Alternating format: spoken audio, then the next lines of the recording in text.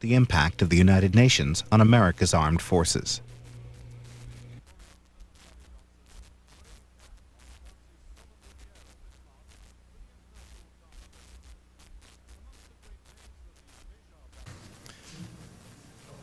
Good evening, ladies and gentlemen. My name is Harold Shurtleff. I'm the New England coordinator for the John Birch Society. I want to welcome you to the Hyde Park chapter bi-monthly public forum, and thank you for coming out in this very lousy weather-wise evening. Before we begin our program, we're going to have a prayer and a pledge of allegiance. I'm going to introduce Pastor Catherine Walker Searcy of the First Pentecostal Missionary Church for God to open in prayer. She is a good friend of mine, a local member of the Birch Society, and then we're going to please remain standing for a pledge of allegiance. Pastor Searcy, could you please come up?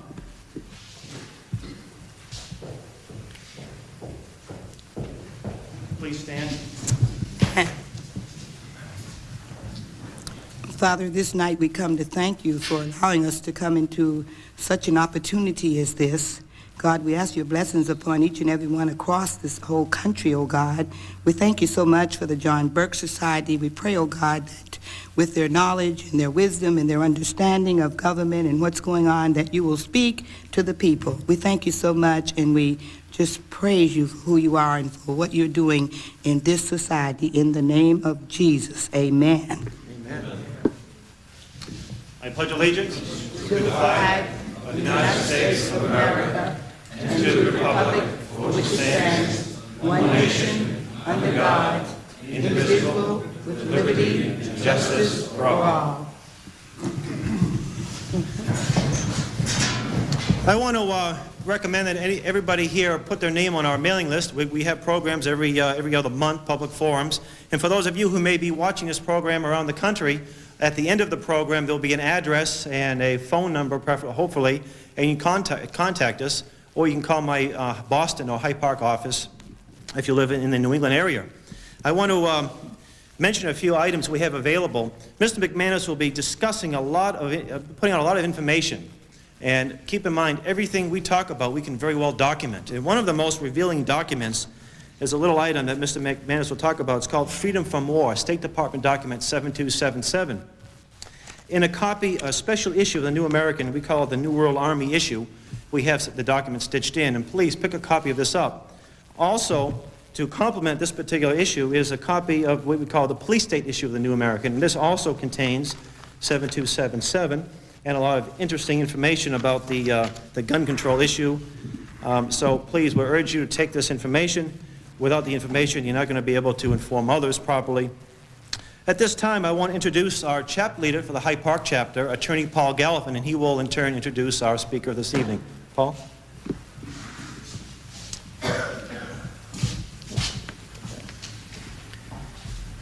Thank you, Pastor Searcy. Thank you, Hal Shurtleff. Ladies and gentlemen, good evening. Now in his 37th year, educating Americans on the truly remarkable heritage of America and of the miraculous instruments our framers have given to us, the John Birch Society presses forward with an educational mission stronger than ever, supplying men and women with information and understanding of the problems saddled onto our country by a federal government taken far from its constitutional moorings. What the framers gave us was truly miraculous. For those who quickly and easily deprecate the Constitution, a warning and a reminder should be given. Freedom's equation is linear. The bigger government is, the less the freedom from government the people enjoy. Conversely, when the people truly enjoy freedom, their freedom is evidenced by that hallmark of liberty, a small and limited government. And limiting government was the sole and singular purpose of our Constitution. There was no other. Every public official, from the highest to the lowest, every public official takes an oath pledging to this principle, that he or she will, by word of honor, support and defend, quote, this Constitution, unquote. That is, the written one. The one whose singular purpose was to create in one brushstroke on the canvas a central government sufficient to defend and support national interest, but at the same time to limit that government with the second and final stroke. If our elected officials voluntarily subscribe to the constitutional oath, but ignore the very institutional constructs of limitation to which form the Constitution and which are the very heart and soul of the mechanisms designed to frustrate the accumulation and concentration of power, are they working to secure the blessings of liberty? Are they deserving of our trust? What does such disobedience say in terms of any oath which such people may take, from the marital oath to any other contractual obligations of life? And if these elected officials are unable to remain faithful to their oath, or worse, will not remain faithful to their oath, then let them step aside. And if they will not go voluntarily, then let an electorate, informed and knowledgeable on the people's constitution, do it for them by ballot. Informing and educating the electorate on the limited role intentionally crafted by our framers is the business of the John Birch Society. For the last 4 years, the Society has been skillfully and ably led by tonight's speaker, Jack McManus, who, like the Society, brings an untiring dedication to the task at hand, namely, to inform and educate fellow Americans of whatever ethnic background, of whatever skin color, of whatever religious belief, of whatever political strife, of the chief purpose of our Constitution, to limit the created government. Joining the Society as a member some 30 years ago, Ms. McManus moved to greater and greater levels of responsibility in the Society, from chapter leader to coordinator to major coordinator to director of public relations and finally to the presidency of the Society. Along the way, he has written numerous articles for American Opinion and the New American Opinion magazine and the New American, both national publications of the Birch Society, as well as several books, the most recent of which are Financial Terrorism, the treasonous story of how our country has been taken from being the largest creditor nation in the world to being the largest debtor nation in the world. And also Changing Commands, the topic of tonight's discussion. Not only is Changing the Commands the discussion of tonight's discussion, it will also be the focus of a month-long book promotional tour east of the Mississippi, which Mr. McManus will begin in late March of 1995. Jack and countless other members of the Birch Society have labored long to restore our republic to greatness. And yes, it was a republic that the founders gave us, a form of government which demanded that the foremost postulate to guide the people's created servant, known as government, be one of strict adherence to a written standard. This is the definition of a republic, a government formed and maintained by written laws, not the whims of men. Despite the mantra-like chantings of Brokaw, Jennings, Rather, and Chung, enforcing the purposeful limitations of the federal government's sphere of relevance to those, quote, few and specific, unquote, areas set forth in the Constitution, to borrow from James Madison.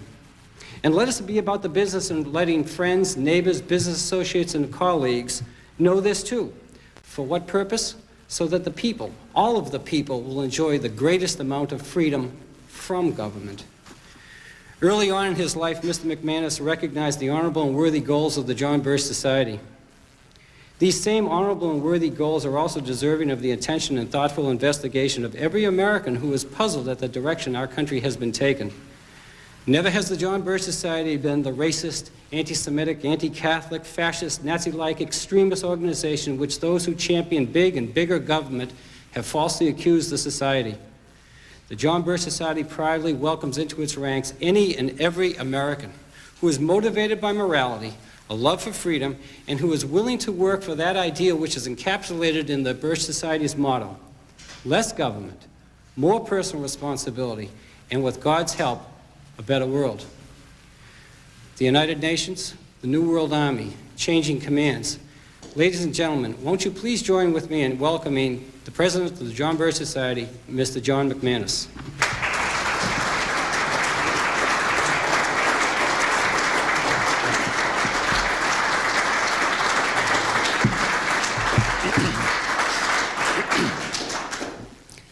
Thank you, Paul, Hal, Pastor Cersei, ladies and gentlemen.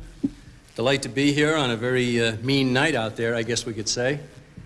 Our subject tonight is going to be the United Nations and the United States military. Now, as Paul Galvin has told you, there is a new book that I've written called Changing Commands, the subtitle, The Betrayal of America's Military. And what I have here is what you might call a prototype. The book itself is not available yet. It went to press early in March, will be available in late March of 1995. So we've kind of dummied one up there. Now, we always like to start off these programs with something to, I guess you could say, warm up the audience. And I want to tell you the story about the duck hunter. A fellow went out duck hunting, and he brought along one of his friends who had never been out duck hunting before. And they had a brand new dog, so they went out duck hunting. They brought the new dog, and all of a sudden, the ducks were flying over, and they got the shotguns out, and blam, and the duck came floating down into the pond. And the dog walked out on the water and grabbed the duck and walked back. Well, the friend was kind of startled. All of a sudden, more ducks came over, the same thing. They shot the duck came down, the dog walked out on the water, grabbed the duck, and walked back. And finally, the man said to his friend, he said, did you notice anything different about my dog? And the fellow said, yeah, he can't swim. I guess you could say he missed the point. And I think that's the case in America today. There are an awful lot of our fellow citizens who miss the point. So let's make a few points and see if we can't get some more people to understand some of the things that we think are important and that they should understand. Let's begin by defining our nation. Certainly Paul has done it. I like to do it as well. We go back to the foundation of the United States of America. We go right back to the beginning, and that, of course, is the Declaration of Independence. When our founding fathers had enough of oppression by the British, they broke away and they formed our nation with the Declaration of Independence. And there you'll find the philosophical base upon which the nation is built. Especially this little part here which says men are endowed by their Creator with certain unalienable rights. Now stop right there and realize that that doesn't happen in history. In fact, I don't know that it ever happened at the beginning of any nation before. They said there was a God and that our rights came from God, not from government. And then they went on in the very next breath to define what government is supposed to be. They said to secure these rights, governments are instituted. And so here you had, for one of the only times in the history of mankind, everything in its proper order. God was on top, individuals next with their rights that came from God, and then they formed governments for the purpose of securing their rights. Not to redistribute the wealth, not to take control of the people, not to dominate their lives and so forth, simply to safeguard their rights. That's Americanism. That's the philosophical base upon which our nation was built. Well, of course, the British didn't care for that. They decided that they wanted to hold on to the colonies, as they called this nation. And so there was a war, the War for Independence. We won the war. We sent the British back across the ocean. We had fought the war under the Articles of Confederation, and even before that, the Continental Congress.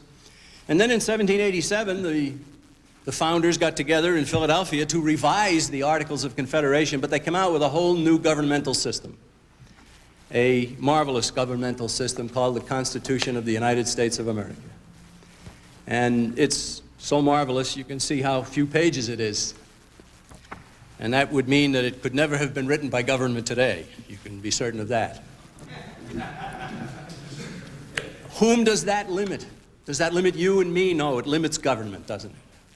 Strictly defined powers are given, checks and balances, division of powers, separation of powers, everything they could possibly think of to have government properly empowered, and then no more. And then they didn't even ram it down the throats of the people. They sent it back to the states for ratification, and one after another the states did ratify the Constitution, and our nation's system of government began in 1789.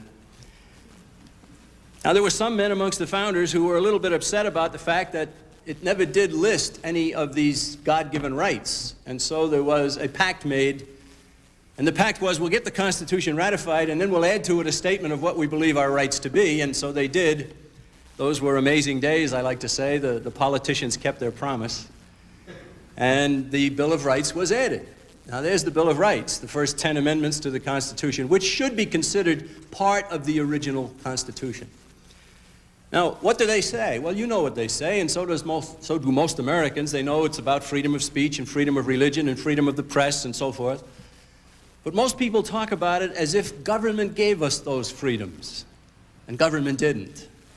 And you know that from reading the wording of the Bill of Rights, where it says, Congress shall make no law respecting this right and this right and this right and this one.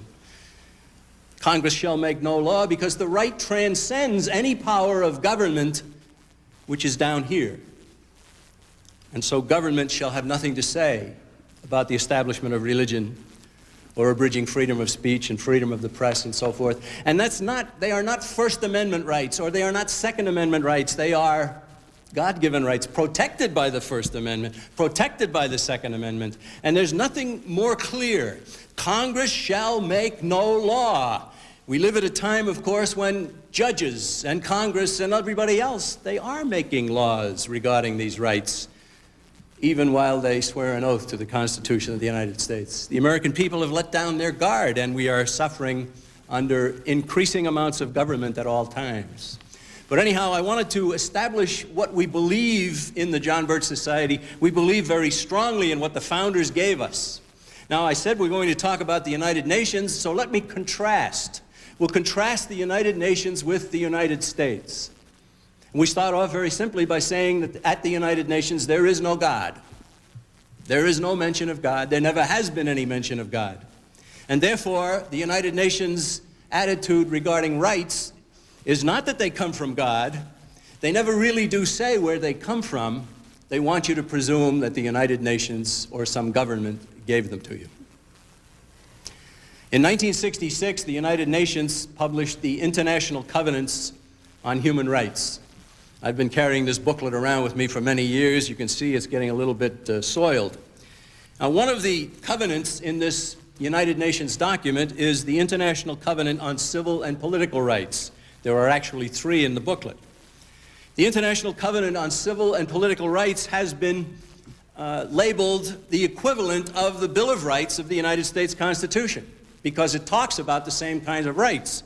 However, it doesn't start off with the premise that the rights come from God. So let's see how the United Nations treats these rights. I will read to you from Article 18 of the International Covenant on Civil and Political Rights of the United Nations. It says, everyone shall have the right to freedom of thought, conscience, and religion. Well, that sounds good, doesn't it?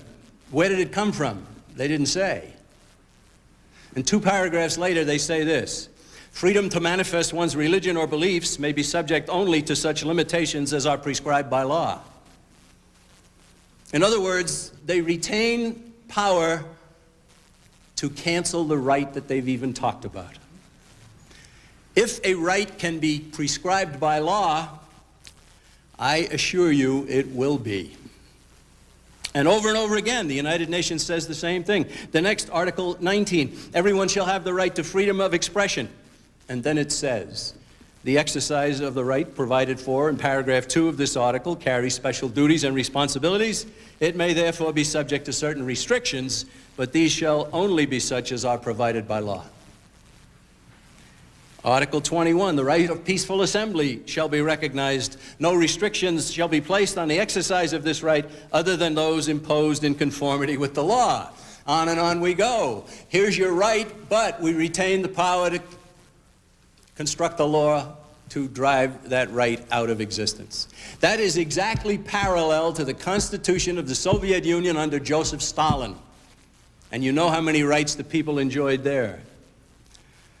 The United States and the United Nations are totally incompatible.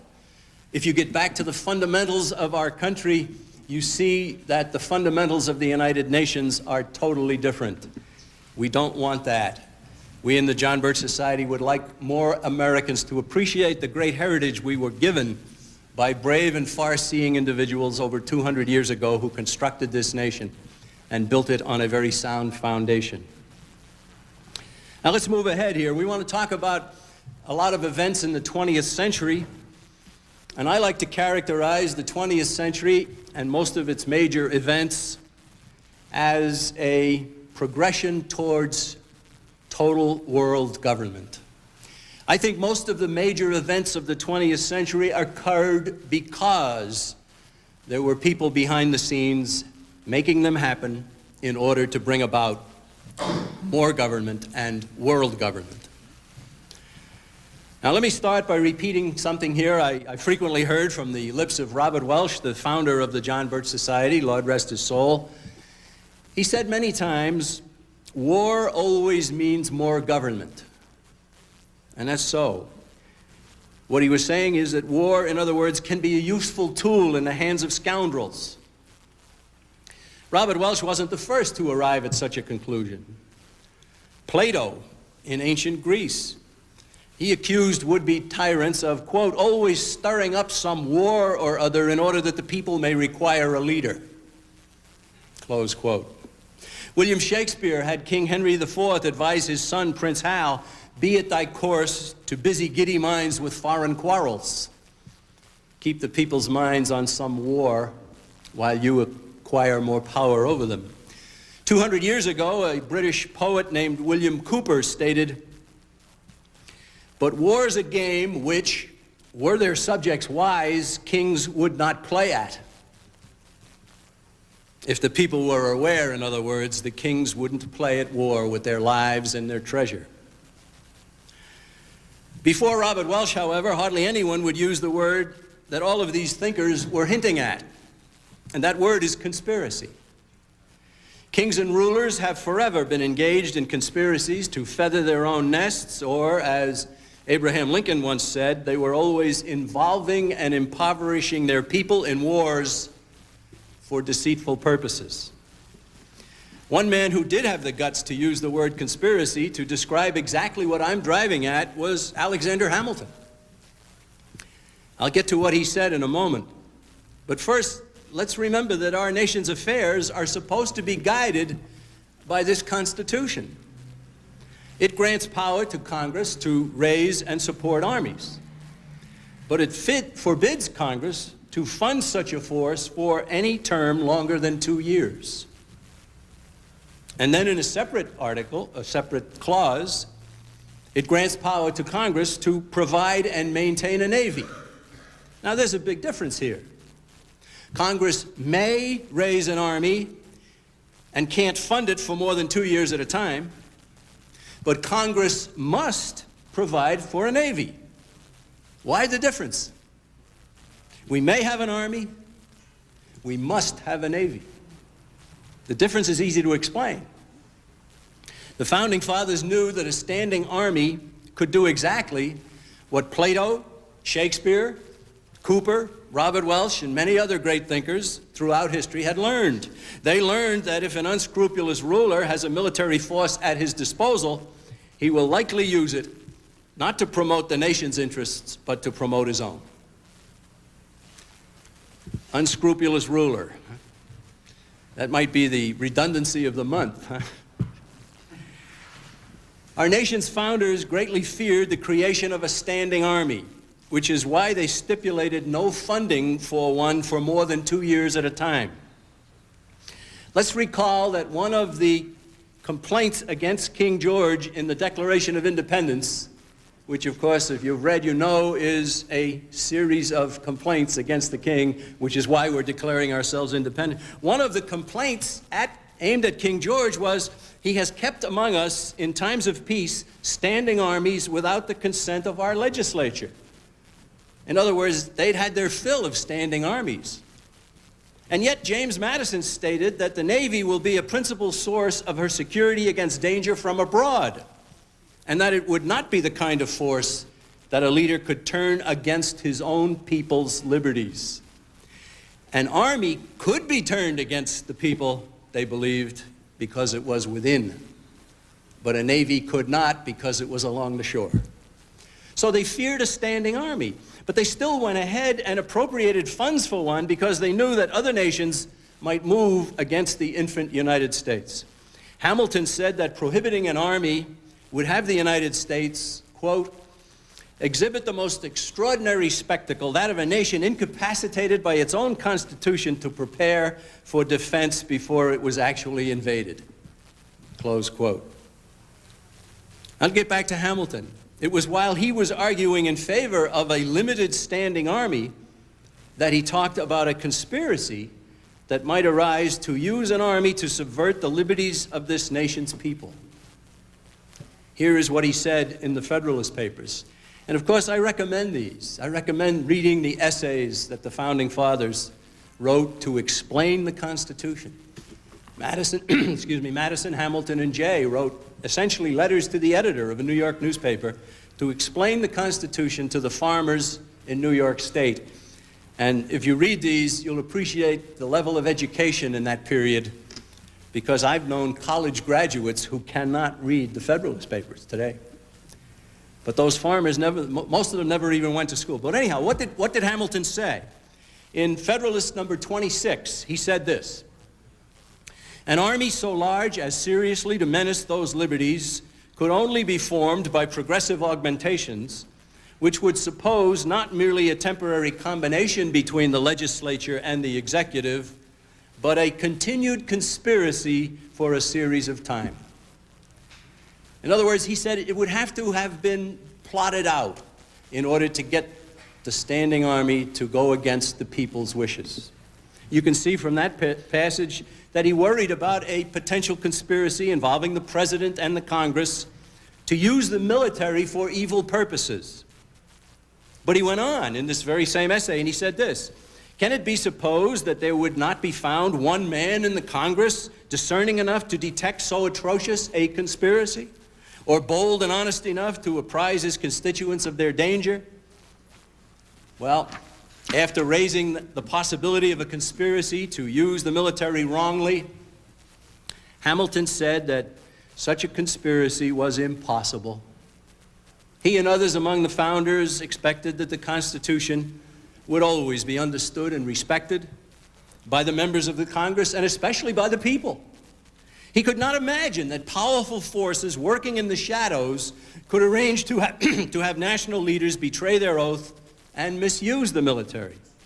And even more, in his wildest nightmare, he never expected that national leaders would not only use the military wrongly, but also sell out their country in the process. Hamilton made another point, too. Another point that he made was that the assignment of the president as the commander-in-chief was an occasional assignment of responsibility, not a grant of power. We live at a time when the president thinks that the military is his and he can do whatever he wants with it. But that's not what was intended. And of course, if you're going to look at a constitution, if you're going to understand what the Founding Fathers meant, if you're going to understand what these people put their hand on a Bible and swear an oath to, you have to go back to the founders. That's the principle of any law. You go back to the intent of the lawgiver. And if you go back to the intent of the lawgiver today and you read the Constitution of the United States, you realize how far we have departed from what was intended. In fact, if the government of the United States were under the Constitution as written, it would be 20% its size and 20% its cost. Wouldn't that be nice? Well, let's move on here. This brings us to right up to the present. We'll be bouncing around a little bit in history here, but let's come right up to the present time. In December of 1990, there were two senators, Senator Paul Simon, excuse me, I'm going to have a sip of this. Senator Paul Simon of Illinois and Senator George Mitchell of Maine had just gone off to Saudi Arabia and visited 500,000 American military people making preparations for war. This was December of 1990. The war against Iraq started on January 17th, 1991. So this was only a couple of weeks before the war. They came back from it. They went and visited with Mr. Bush in the White House. They pleaded with him to negotiate further with Saddam Hussein, or to give economic sanctions more time to work, or to do whatever else he could to avoid the bloodshed that they had every reason to expect in the weeks ahead. I'm sure you recall, as I certainly do myself, the predictions of many, many casualties coming out of there when Saddam Hussein's crack army was going to be a problem for us. But George Bush said to the two senators the following: "Let me give you this final message. If we use the military, we can make the United Nations a really meaningful, effective voice for peace and stability in the future. Consider that. If we use the military, we can build the United Nations. That was his goal. It had very little to do with Saddam Hussein and Kuwait. His goal, as he said over and over again, was to reinvigorate the United Nations, to build the United Nations, and so forth. He eventually gave the order, and the war began. He wasn't retaliating for aggression against our nation. There wasn't any. He wasn't about to send our troops into battle to protect American lives and property. None had been attacked, and none were threatened. It wasn't his intention to order American forces into the Iraq-Kuwait confrontation in order to defend an ally to whom we were treaty-bound, because we had no such treaty with Kuwait. Our nation's forces should never have been involved in this fight between Arab neighbors. But why did he do it? He told those two senators. And Senator Paul Simon put those remarks in the congressional record. George Bush said he would use the military to make the United Nations look good. And he did. And soon afterwards, the next issue of Foreign Affairs magazine, which is the journal of the Council on Foreign Relations, the premier world government promoters in our day, to which Mr. Bush owes allegiance for his many years of membership, they came out with their next issue, and they did something quite unusual. They had a 4-page unsigned editorial at the beginning of the magazine. It's the first time I've ever seen that. And here's what it said. It said, "Never before in American history was there a period quite like it. For 48 days, the United States moved inexorably toward war, acting on authority granted by an international organization. On November 29, 1990, in an unprecedented step," the editorial continues, "the United Nations Security Council authorized the use after January 15, 1991, of all necessary means to achieve the withdrawal of Iraqi forces from the territory of Kuwait.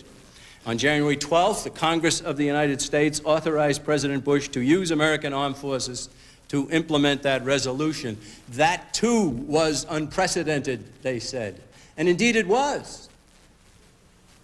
George Bush started a war. He even called it a war. He didn't call it a police action like Harry Truman did back in 1950. He called it a war. But what does the Constitution say about war? The Constitution is very clear. Congress has the power to declare war, not the president. And Congress let him get away with it. He did it in order to build the United Nations. How do we know that?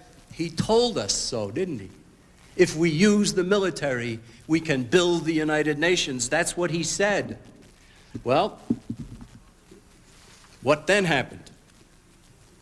After the war in Iraq was over, Mr. Bush went basking in glory to the United Nations headquarters in September of 1991.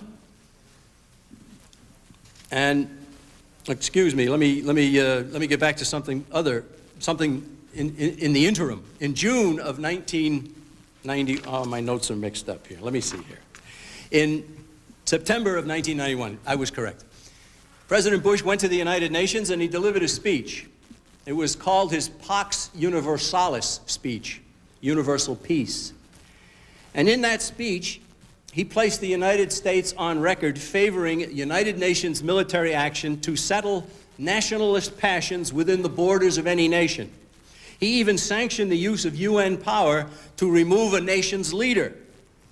Now, the United Nations has a charter. Its charter, of course, does not mention God, as we've already noted. But Article 2, Section 7 of the Charter of the United Nations is quite clear about something.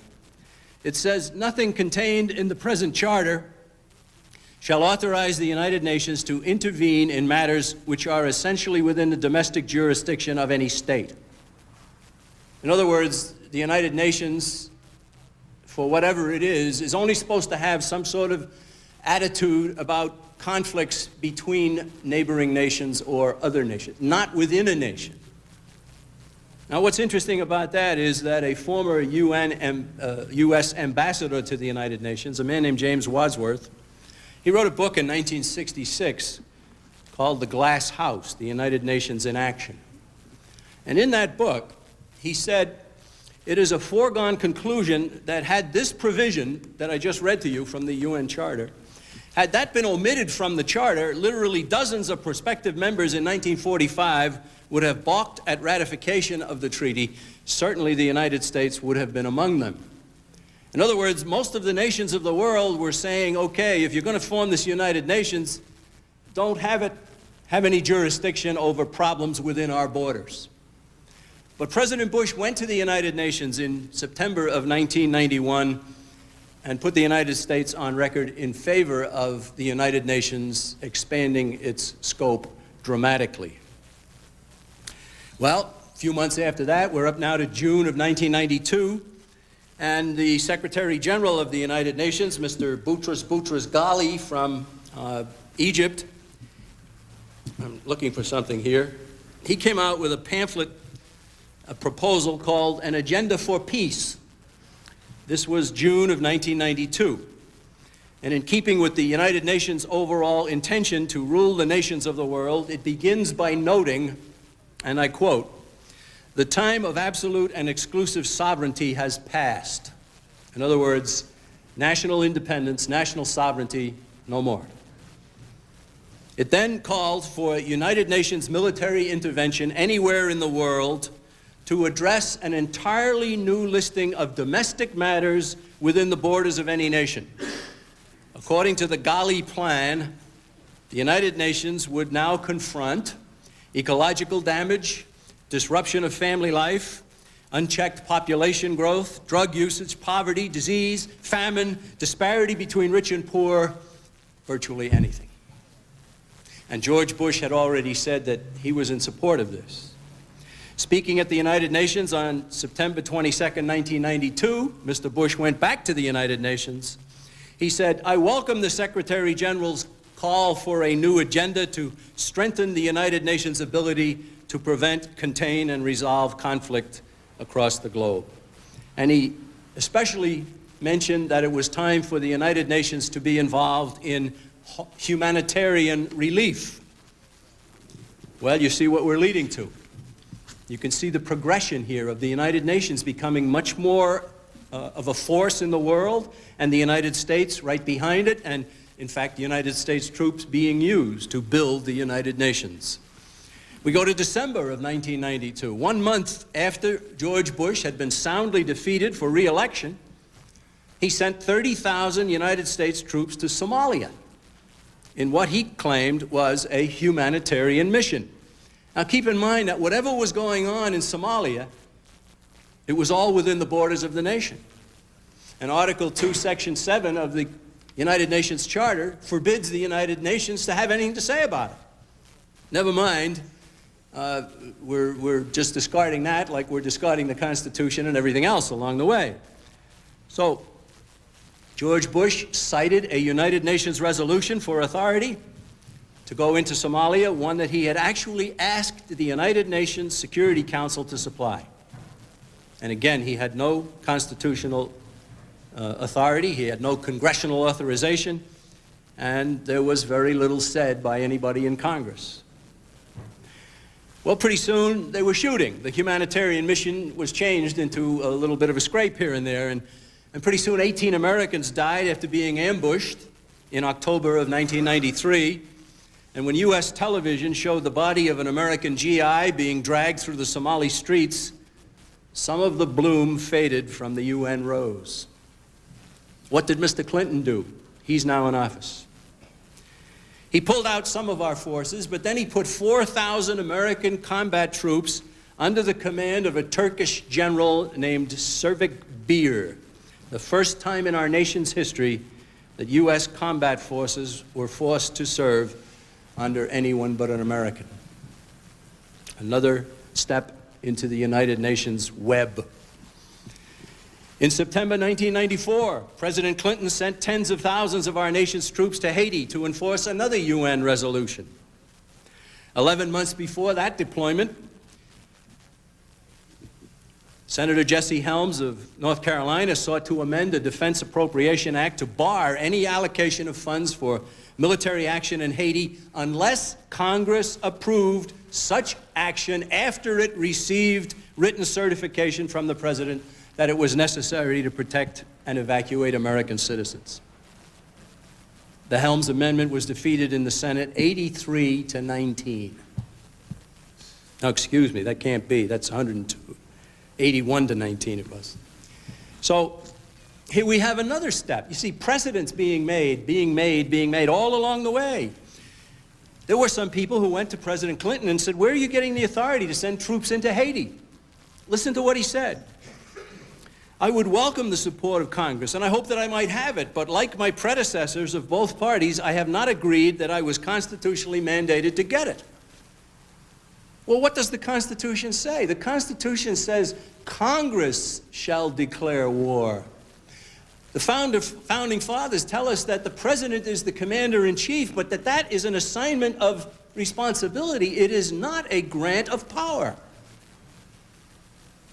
And then, acting on another precedent established during the operation in Somalia, Mr. Clinton directed the United States forces to replace Haiti's leader and to disarm the civilian population. Now, in an age when precedents are swiftly relied upon to justify additional action, the United Nations' newly adopted role of choosing national leaders and disarming civilians constitutes a threat to the independence of any nation, certainly including ours. Might we ever get to a point where United Nations troops are sent to America while our own military are stationed in Germany and in the Middle East and in Japan and in Korea and every place else in order to disarm the American people and to replace our leaders? Well, the precedent is there. I hope to God it never happens. In September 1994, New Jersey's McGuire Air Force Base was named headquarters of a new Air Force East Coast Air Mobility Wing.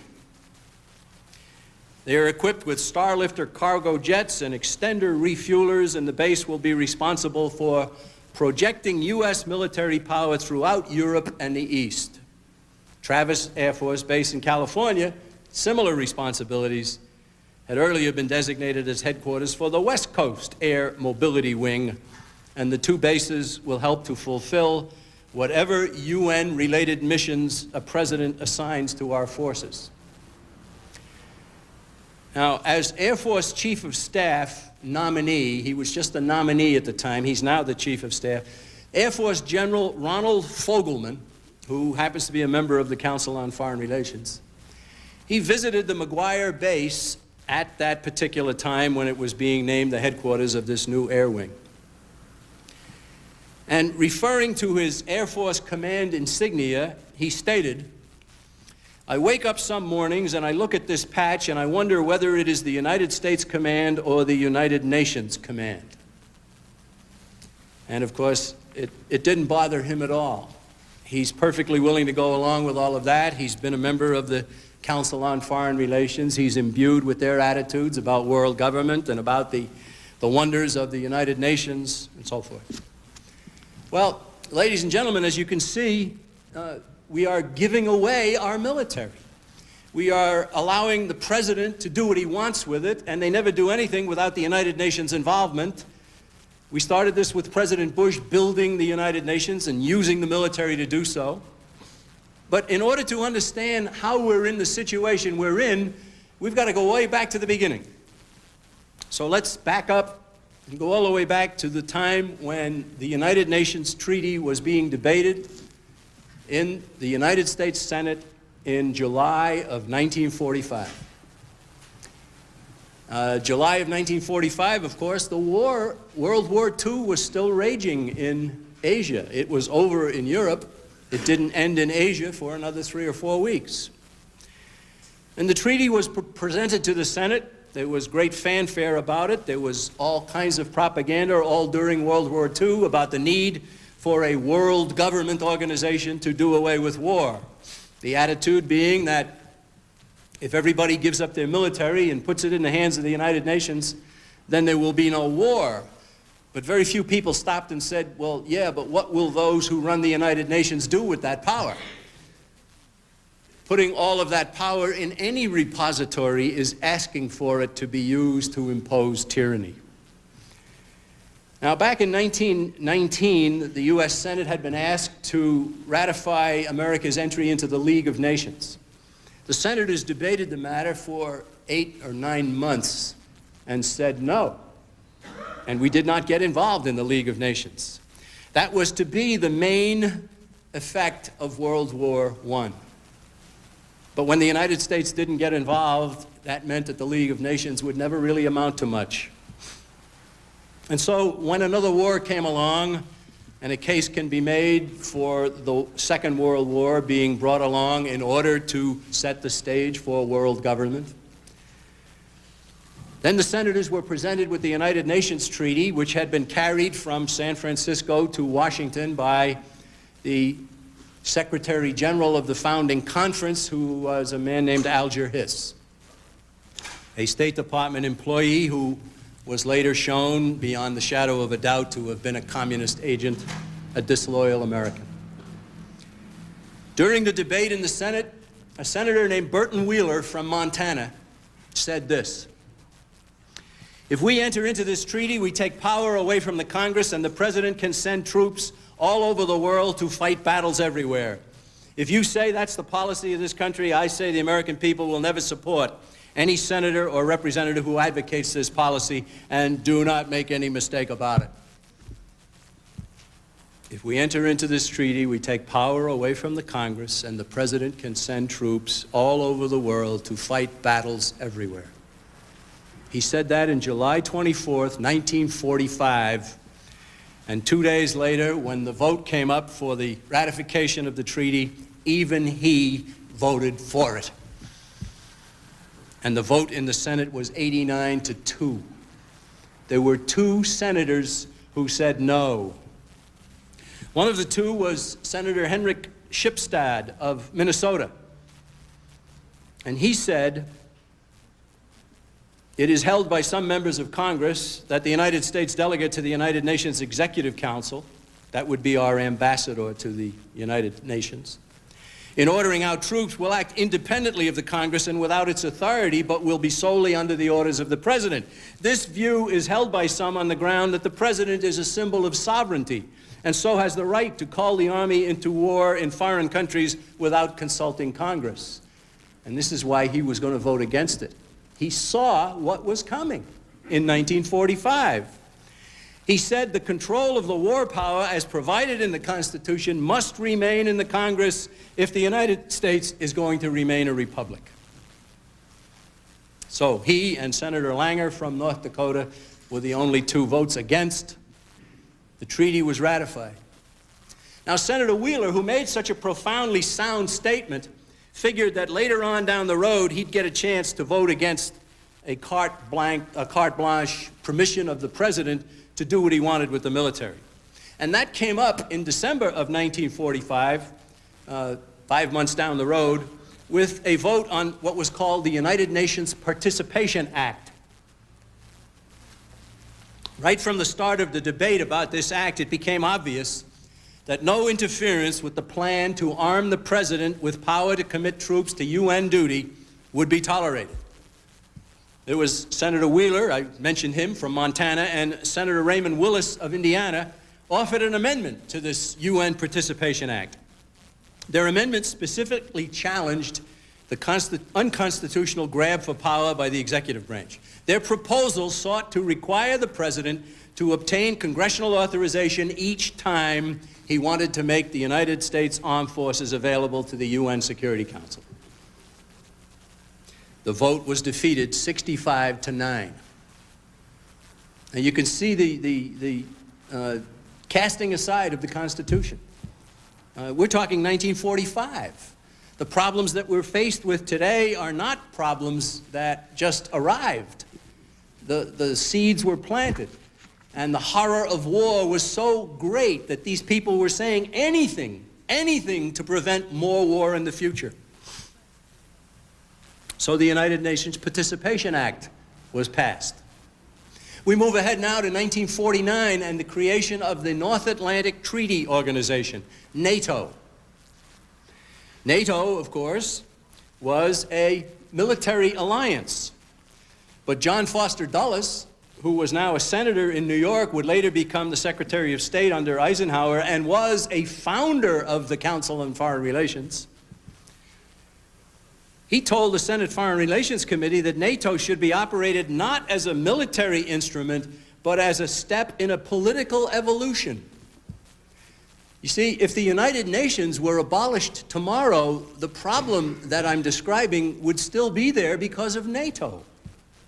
And NATO is a subsidiary of the United Nations. It's a regional arrangement under Articles, 60 and 70 or something here in the United Nations Charter. Well, Senator Robert Taft now had voted for the United Nations in 1945 and then had later said the United Nations is a trap, let's go it alone. He wanted out by now. Now he was wary. He was wary about this NATO thing. So he argued against it. He warned that NATO obligates us to go to war if at any time during the next 20 years anyone makes an armed attack on any one of the 12 nations in NATO, insisting that sending our men into war is legitimate only to protect the liberty of the people. He took the occasion afforded during the debate about NATO to criticize the Truman administration. Now, that's a very important point. The purpose of our military is to protect the lives and the property of the people of this country. That's it. We have a new category now of reason for our military. It's to defend the vital interests of the United States. Is that defined anywhere? No. It could be anything. That's exactly what Mr. Clinton said when he sent troops into Haiti. And it was ludicrous. The vital interests of the United States in Haiti, there were none. But what was the real purpose? The real purpose was to increase the clout of the United Nations. So here's what Robert Taft, senator from Ohio, said about the Truman administration in 1949 during the NATO debate. He said it had adopted a tendency to interfere in the affairs of other nations, to assume that we are a kind of demigod and Santa Claus to solve the problems of the world, and that attitude is more and more likely to involve us in disputes where our liberty is not in fact concerned. See, there were people who saw this coming. They were people who opposed all of these steps that have gotten us into this situation that we're in today. Well, NATO was created. Troops were sent to Europe to be a part of the defense of Western Europe. This is a form of foreign aid. It costs us hundreds of billions of dollars to defend the nations of Western Europe. We also defend Korea. We defend Japan. We have them in the Middle East. We have them in Somalia. We have them in Macedonia. I read recently where they had just come back from Colombia. I didn't even know they were there. They're everywhere. And the John Birch Society says very simply, all of this is wrong. It's unnecessary. Bring the troops home. Bring them all home tomorrow. And whenever I say that, there's always someone who said, oh, you're an isolationist. And I say, no, I'm a non-interventionist. I like to put it in those terms. I believe that people-to-people contacts are progress, and government-to-government contacts are usually treachery. Well, June 25th now, 1950, we're moving ahead. The forces of North Korea invade South Korea. And President Truman immediately sends troops to South Korea. Now, if he had sent them to get American citizens out of that battle zone, he would be acting totally within his powers. Because even though a president is not allowed to declare war, he is empowered, according to the founders, to respond to any sudden emergency. And so sending troops to take people out and get them out of the war zone and so forth, and then leave, is totally proper. But that's not what he did. He sent them there and told them to go to war. 2 days later, Senator James Kem, K-E-M, of Missouri, took the floor of the Senate. And he said the president had arrogated to himself the authority of declaring war, and he opposed it. Senator Leverett Saltonstall of Massachusetts, however, was very much in favor of what was going on. Other senators opposed were Malone of Nevada, Milliken of Colorado, and Robert Taft of Ohio. Taft stood up on July 28th, that's only 3 days into this affair, and he's told his colleagues that he might support a declaration of war if one were requested. But, referring to the Truman moves, he said, there is no legal authority for what he has done. His action unquestionably has brought about a de facto war with the government of North Korea. He has brought about that war without consulting Congress and without congressional approval. And everybody knew it. With great foresight, Taft said this: if the president can intervene in Korea without congressional approval, he can go to war in Malaya or Indonesia or Iran or South America. And couldn't he have added, and Vietnam? Right? Couldn't he have added, and Vietnam? He termed the way the troops were being sent into combat in Korea, and I quote, a complete usurpation by the president of the authority to use the armed forces of this country. If the incident is permitted to go by without protest, at least from this body, we would have finally terminated for all time the right of Congress to declare war, which is granted to Congress alone by the Constitution of the United States. Absolutely correct. Taft went on and he said, he asked his fellow senators a question that none of them would answer. He said, if the United States was not prepared to use its troops and give military assistance to nationalist China against Chinese communists, why should it use troops to defend nationalist Korea against Korean communists? And the reason is that they didn't want to help Chiang Kai-shek because they didn't want him to be able to retain control of China. Taft earlier had given a speech at a place called Kenyon College, and he was talking about the attitude of the Truman administration and the policies of what was going on. And he said, this whole policy is no accident. For years, we have been accepting at home the theory that the people are too dumb to understand that a benevolent executive must be given power to describe policy and to administer policy. Such policy in the world, as at home, can only lead to tyranny and anarchy. Yes. Well, in 1954, after the fighting was over in Korea, we lost 50,000 dead and I think 3 times that number wounded. The U.S. State Department of Defense release claimed that a Russian general named Vasilev had given the order in 1950 for the North Koreans to invade. Now, who was Vasilev?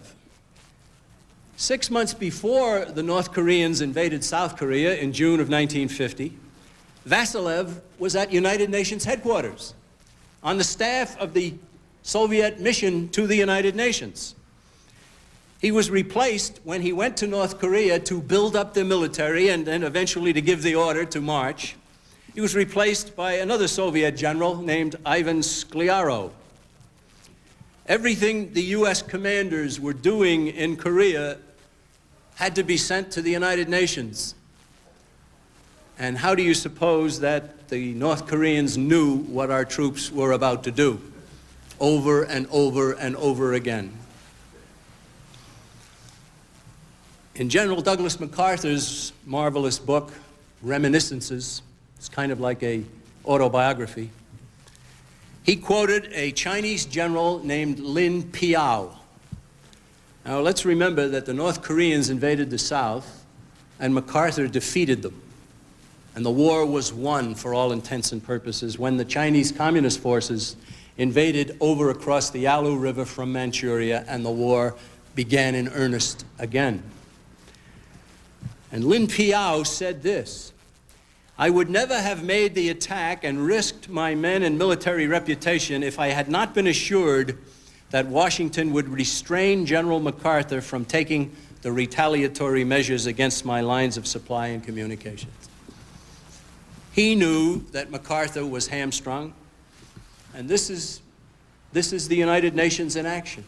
This is the horrible situation of what we have done with our own military forces. Well, we move on then into Vietnam. Now, during the war in Vietnam, the John Birch Society was alive. Our organization was formed in December of 1958. And of course, the war in Vietnam really began to heat up in 62, 63, 64, and so on. And we began to realize that our own nation was supplying the wherewithal for the North Vietnamese to wage war against Americans in South Vietnam. Tremendous quantities of aid and trade and all kinds of equipment going from us to the Eastern European communist bloc nations, Poland and Czechoslovakia, even Russia itself. And that being transshipped to North Vietnam and being used against our troops. Why was this going on? Well, in 1961, a famous document, a document that we're trying to make famous, I should say, a document called A World Effectively Controlled by the United Nations, was written and classified, not allowed for publication at the time.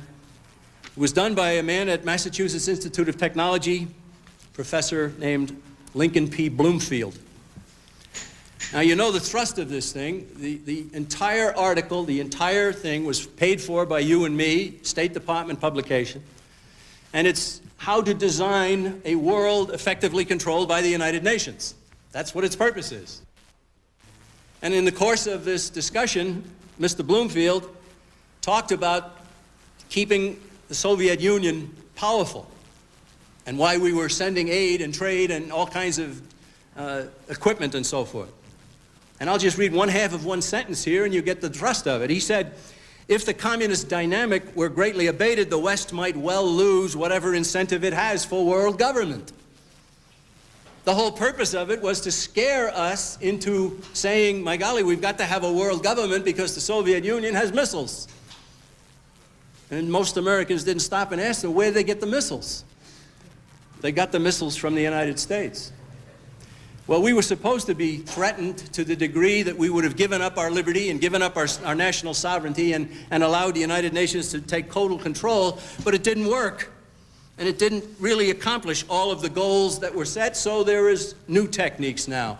And I think that the sudden implosion of the communist empire in Europe, it didn't just happen, it was arranged. And I think the reason, I don't know, I think the reason was to make it more possible for the United Nations to take control, because during the years when there was all this grave contention between the United States and the Soviet Union, having the United Nations take control of everything wasn't that likely.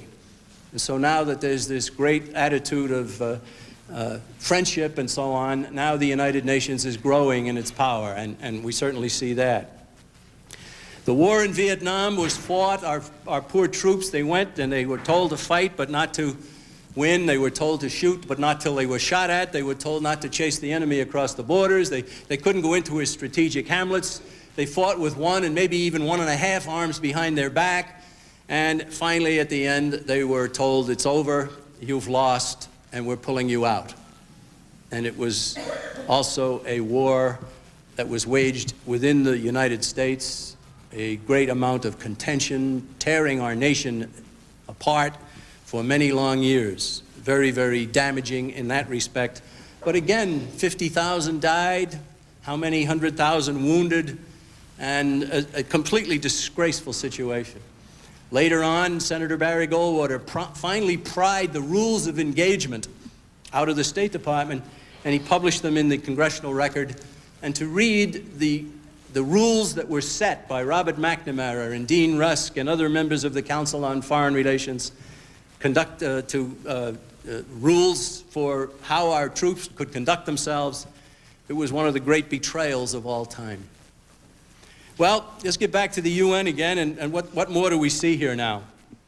We see that in February of 1992, a United States Army colonel, his name is Albert Zapanta, he returned to the United States after a 6-month tour of duty with a UN peacekeeping force in Western Sahara. That's way up in the northwest corner of the continent of Africa. One of 30 Americans sent there to monitor an election, Zapanta came home and complained about being neglected by the United Nations, being threatened by neighboring Moroccans, and being forced to live in very dangerous circumstances. And his complaints reached a Senate Foreign Affairs subcommittee that called him to testify. But State Department officials barred his testimony because his appearance violated United Nations regulations, which forbid those who serve in United Nations missions to give information to national legislatures, even their own. Who's running the show here? The United States or the United Nations? The Bush administration did nothing to challenge this outrageous UN policy that amounted to another small but significant step away from national sovereignty. In May 1994, President Clinton awarded the Congressional Medal of Honor posthumously to 2 American soldiers killed during the bungled military mission in Somalia. The 2 American soldiers were dead. Their parents came to the ceremony. Mr. Herbert Shugart, the father of an Army sergeant who perished trying to rescue a downed helicopter pilot, refused to shake the president's hand when presented with his dead son's medal. He said to the president, "You are not fit to be president of the United States. The blame for my son's death rests with the White House and you. You are not fit to command." And you know that story appeared in only one American newspaper? And that one American newspaper got the story from a British newspaper. President Gore happened to be in Africa during the time of the tragedy when an American plane shot down some American helicopters patrolling in Iraq. This was the friendly fire tragedy. And so he commented about it while in Africa, and he extended, quote, "condolences to the families of those who died in the service of the United Nations." United Nations? Does the United Nations already control the U.S. military? Well, I don't think so totally, but I'm not sure.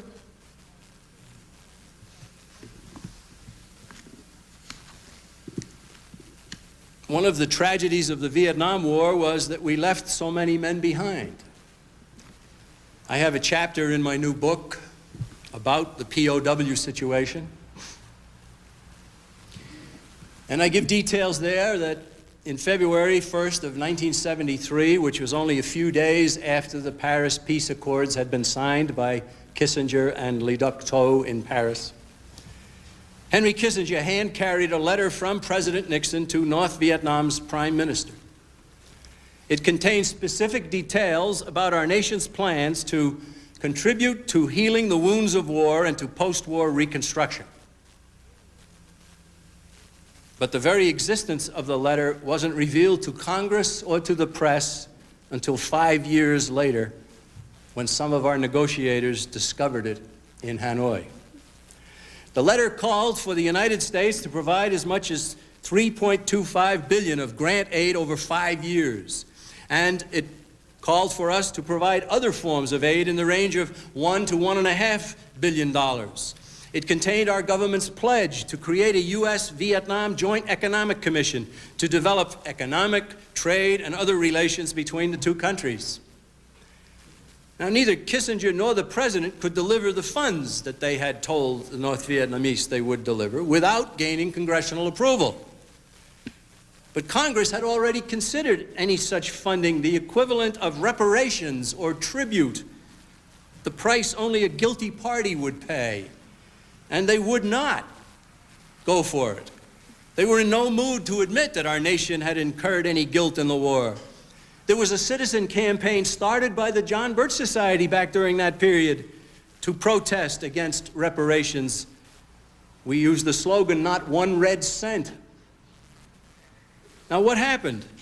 Well, what happened very simply is that when Kissinger and Nixon found that they were not going to get the money, and they knew that North Vietnam had held back a lot of prisoners as ransom, bargaining chips, in April of 1973, only a few months after, they declared all of the ones who hadn't come home dead. And they abandoned them. And I mean that. They abandoned them. There have been as many as 10,000 sightings of Americans in the war zone. Some of them first-hand sightings, maybe a third of them, maybe 2,500 of them. The whole situation of the POWs is a tremendous, tremendous betrayal of the men who went and the men who sought to win but weren't allowed to do so. What are we facing here, my friends? What we're facing is a conspiracy. We're not facing a conspiracy that's headquartered in Moscow. We're not facing a conspiracy that's even headquartered at the United Nations. We're facing a conspiracy that has a grip on our government and on our media and on our educational system. In 1956, J. Edgar Hoover, then the head of the Federal Bureau of Investigation, wrote an article that appeared in the Elks magazine, and he said this. He said, "The individual is handicapped by coming face to face with a conspiracy so monstrous he cannot believe it exists." Isn't that the case with Americans today? Now, I'm not claiming that J. Edgar Hoover's view of this conspiracy is the same as my own, but he certainly believed that there was a conspiracy. And he said it was so vast and so monstrous that most people can't even begin to believe it exists. Well, happily in our country today, many, many tens of thousands and hundreds of thousands of people are beginning to realize that it does exist. And we can't present you with the leader of it. We can't tell you that they meet in this building. We can tell you all about subsidiary parts of it that we believe. We can pretty much lay a mountain of evidence on anyone about a conspiracy that is taking over our country and stealing away our liberties. It's circumstantial evidence, but it's overwhelming. And what we ask you to do is to take a look at it. Take a look at some of our books. One of the best is this one, The Shadows of Power, The History of the Council on Foreign Relations. I think that book demonstrates the conspiracy theory of history, which really isn't a theory, it's a fact, in my view. It does it probably as well as anybody. But let me give you one piece of evidence about this conspiracy, and then you can help to decide for yourself. One of my colleagues who preceded me at the podium here mentioned this State Department document, 7277. It's called Freedom from War, and it was published in 1961. It was published by the State Department. It was brought to the United Nations by President John Kennedy. It is the United States Program for General and Complete Disarmament in a Peaceful World. And he went and he spoke at the United Nations in September of 1961, presented this document as the fixed and determined policy of the government of the United States. Well, ladies and gentlemen, it's a three-step program supposed to take many years, and of course it is taking many years, leading to the United States disarming itself and turning over our military to the United Nations. Very simply. The Nuclear Test Ban Treaty is here, and that's been accomplished. The treaty to ban the use of outer space for nuclear weapons is in this document. That's happened. The Nuclear Non-Proliferation Treaty, several other treaties that have been made with other nations are all part of this thing. You read through it and you say, well, yeah, that happened, and this happened, and that happened, and how close are we towards the end? Well, ladies and gentlemen, we're very close to the end. So let me read to you what it says at the end.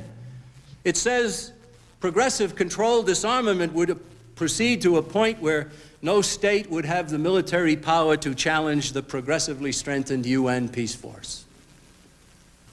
It says states would retain only those forces, non-nuclear armaments, and establishments required for the purpose of maintaining internal order. It says the manufacture of armaments would be prohibited except for those agreed types and quantities to be used by the United Nations. Is this program still in effect? Well, this is as it was published. It then became known as the Basic Provisions for Disarmament. They put a change on it, but they said in the new document that it was simply an updating and an expanding of the original, so we still use the original. But it was only about 18 months ago, I think, I called the Arms Control and Disarmament Agency in Washington, and I asked to speak to somebody who could tell me about the history of this document, and they put me in touch with a Dr. William Nary, and Dr. Nary confirmed to me that, yes, this program is still in effect and it is still being carried out. Now, if we turn over our military to the United Nations, they will then become subject to the military commander at the United Nations. At the founding, it was agreed that the Soviet Union would always get to appoint the person who holds this post. And so there have been 17 hold the post in the history of the United Nations, and they've all been communists. They just recently split the post. They now have an African who is in charge of that for Africa and South America, but a Russian ex-communist, now they call him, is in charge for our part of the world.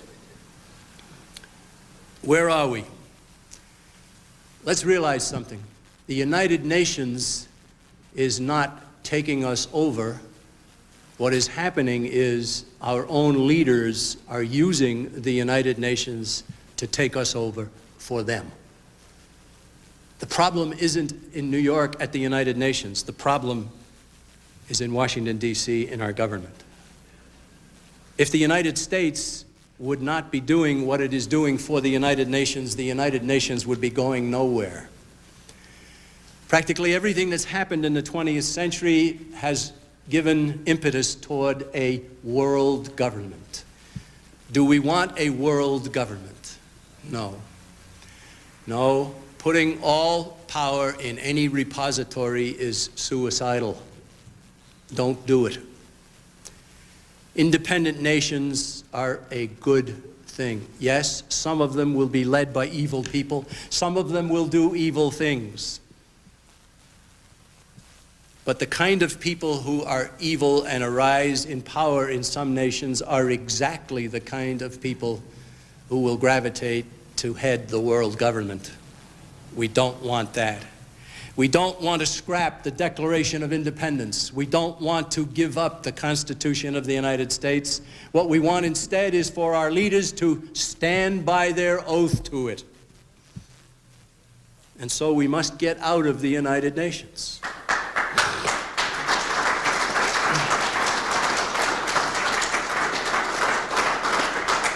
If the United States' support for the UN can be removed, the organization will fade away and die, as did its predecessor, the League of Nations.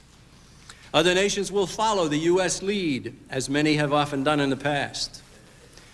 Without U.S. military might under its control, the UN will never possess its all-powerful UN peace force.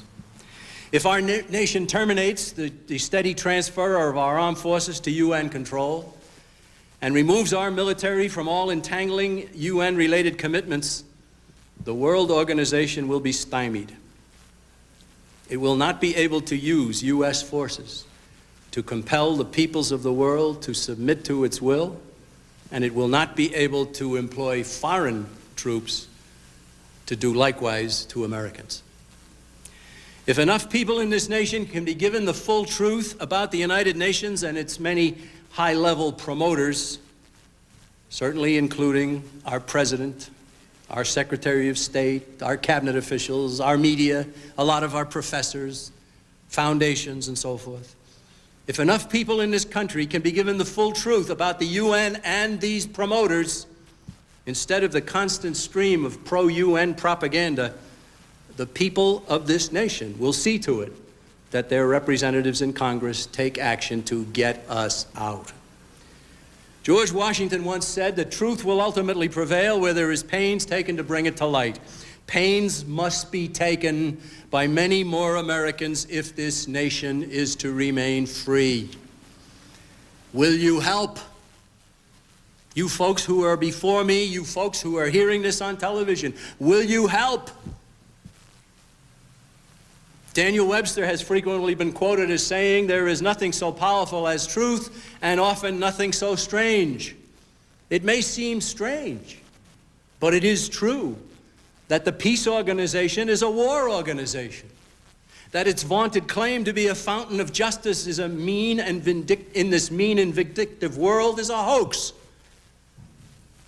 and that its protestations of protecting human rights and enhancing human freedoms are demonstrable lies. It is also true that the greatest promoters of the UN world domination and the most important enemies of U.S. sovereignty serve in leadership posts of this nation. The UN could not survive for long without the support of top officials of the United States of America. It is they who intend to have the UN that they will control rule the world. And they will countenance treason, lying, killing, and any foul means imaginable to accomplish their goal. We borrow the words of the Lord himself when we say to fellow Americans, "And you shall know the truth, and the truth shall make you free." What we have presented is truth. It must be disseminated widely and acted upon as if one's life depended on it, because it does. Very simply and very directly. If enough truth reaches enough Americans, they will choose new leaders who will withdraw this nation from the UN, rebuild our armed forces, and ensure that our military serves nothing but this nation. If enough good people decide to join the ever-growing army of patriotic Americans dedicated to exposing and routing this conspiracy in our midst, then America will remain a bastion of freedom for ourselves and for the children of today and tomorrow. And so we ask you again, will you help? Your help is needed, and needed now. Will you give it? Our recommendation is simple. Contact the John Birch Society and get started in the vitally important work of saving this nation from a United Nations type of world. We are in a year when there will be many celebrations of the 50th anniversary of the United Nations, 1995. Ladies and gentlemen, please help us to see to it that there will never be a 60th. Thank you very much.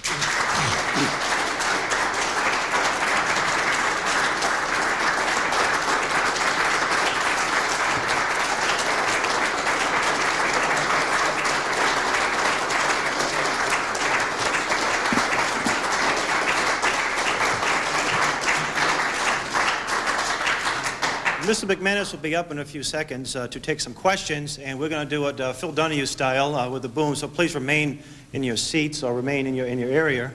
We got a full house here. Again, I want to urge you to contact us at the end of the program. For those of you viewing this around the country, there'll be an address and hopefully a phone number, or you can contact the Boston office in Hyde Park. At this time, we're going to invite Mr. McManus back up, and please, if you have any questions, feel free to give them or ask them. Jack. Sir. I just want to ask you, what kind of pressure can be put on the military to go on a strike and refuse to cooperate with this business of a military cooperate? Just pass the word and just don't do it. Just tell them to go to hell. All right. What's wrong with that? I know the commander-in-chief is Clinton, but he should be assassinated anyway. Well, we don't recommend that. I delete that remark. Repudiation is what we look for. The men in the military are in a difficult spot. I think that the nation needs a military. I want good men in the military. I have spoken to military audiences, and I have gotten fairly good response, even with as tough a message as this. What we want to do is to treat the people in the military just as much as we treat our neighbors. We want to share information with them. They have a vote. They have influence. We want people in the military to understand. And so we would hope that the book that I've talked about here, that of course I've told you it's not available, but it soon will be, we hope that that will get into the hands of the military. And the military themselves are becoming aware of what is happening. Yeah, some of them are, yes. Right here in the front, Joe. Yeah, Jack, what is the definition given as given in the document there? Do you think of enough of a military force to maintain internal order? What do you mean by that? Well, I've analyzed that, and that's part of the book. What they're talking about there is the creation of a national police force. And that, of course, will also be under UN control. So you will maintain internal order with an internal police force under their control, and then you will maintain order in the world with the United Nations Peace Force that will impose the United Nations will. That's what they mean by it, because it's not a disarmament program as much as it is a weapons distribution program. See, they talk about disarmament, but they're not disarming themselves. They're disarming everybody else, and they want the United Nations to remain armed. So it's not a disarmament program, it's a distribution program. Yes, sir, right here. How you doing, Jack? Can I stand up or? Sure. Thank you. Well, I like your material. I happen to have your book in my bag, Financial Terrorism. And here's a little food for thought, and this really touched me. The pastor's wife was telling me that this country is a bastion of freedom. For ever since we were beginning as a nation, we attracted immigrants from all around the world, fleeing from tyranny, fleeing from oppression and religious. Is it still happening? Yeah, you're right. And she basically said to me, sir, once this country goes, there will be no place for people to flee to because of our satellite technology. They can detect guns, they can detect bunkers, and she said to me, as a Christian, she says the only hope is salvation, to get saved. Well, okay, fine. I'm glad to have your point, but let me make a point. I can remember about 25 years ago getting friendly with a refugee from Cuba who had fled from Castro and come to the United States. And he'd gotten involved in the John Birch Society, and he was very active and very effective. And I remember one day remarking to him about how lucky I was to be an American. And he shot right back at me and he said, "What do you mean you're lucky? I had someplace to go. I was lucky. Where are you going to go?" And it's a very good point. The United States is still a wonderful place. Much of what we believe in is still here. And of course, the Constitution still stands, which is why there is so many people talking today about let's have a constitutional convention to get rid of it. We certainly don't want that. So we can hold their feet to the fire. We can say to them, you've taken an oath to that. You either stand by the oath or we'll get somebody else. And that's the way we mean to change the situation here. We don't want force of arms ourselves. We have no intention of doing that. Sir, a question? I'd like to ask you a question in reference to these base closings. Yes. Is this all part of the... Disarmament, yes. It's part of the disarmament plan? Yes. Also, I was on a radio show recently, and a fellow called up and he said, what do you think about these base closings? I said, well, they're closing the wrong bases. They ought to close the ones in Germany and Japan and Korea and so forth and bring the troops home.